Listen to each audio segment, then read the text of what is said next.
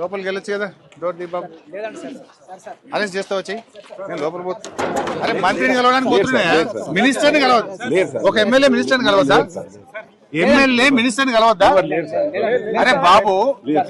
నేను ఒక ఎమ్మెల్యేను కలెక్టర్ గారిని కలుస్తా భయ్ కలెక్టర్ మినిస్టర్ మినిస్టర్ కలవద్దా భయ్ మినిస్టర్ కాదు బాబు ఎమ్మెల్యేలు కలవడానికి ఏం భయ్ నేను ఒక మాజీ నీటిపారుదల శాఖ మంత్రిని 7 సార్లు ఎమ్మెల్యేను లోపలికి వెళ్లి మంత్రి గారితో మాట్లాడాలనుకుంటున్నా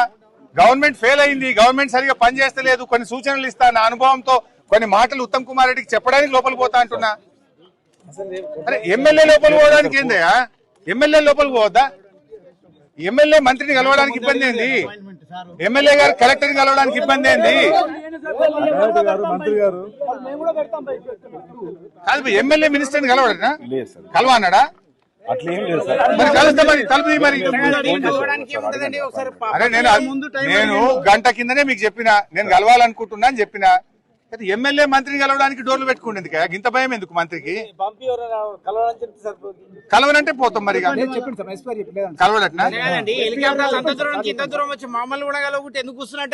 మంత్రి గారు కలవకుండా తలుపులు పెట్టుకొని కూర్చున్నాడు లోపల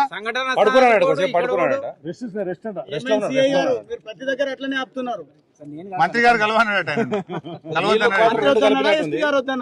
అది కాదు నీళ్లు క్వార్టర్ 2 కలిపినట్టుంది ఆయన అది కానీ కలవడం ఇప్పుడు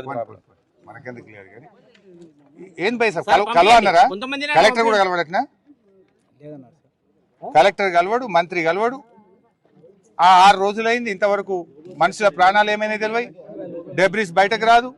లోపల తలుపులు పెట్టుకొని కూర్చుంటే ఎట్లా భయ్ వచ్చింది లోపల పడుకుని కదా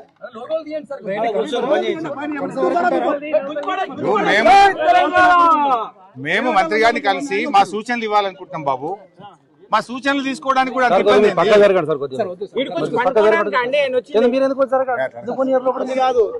ఎందుకు పోనీ రీజన్ చెప్పండి నాకు మీకు పర్మిషన్ ఉంటే ఒక ఎమ్మెల్యే ఒక గంట ముందు అపాయింట్మెంట్ ప్రజాప్రతినిధిని మంత్రిని కలవడానికి పర్మిషన్ అవసరం కాదబ్బా ఒక నీటిపారుదల శాఖ మంత్రిని మాజీ నీటిపారుదల శాఖ మంత్రి కలవాలనుకుంటుండు మేము చెప్పాలి అరే కన్వేయర్ బెల్ట్ గట్టిగా చేస్తే వెంటనే పని చేస్తుంది గది రిపేర్ చేయించమని చెప్దాం అనుకుంటున్నా నాకు కొన్ని ఆలోచనలు ఉన్నాయి చెప్దాం అనుకుంటున్నా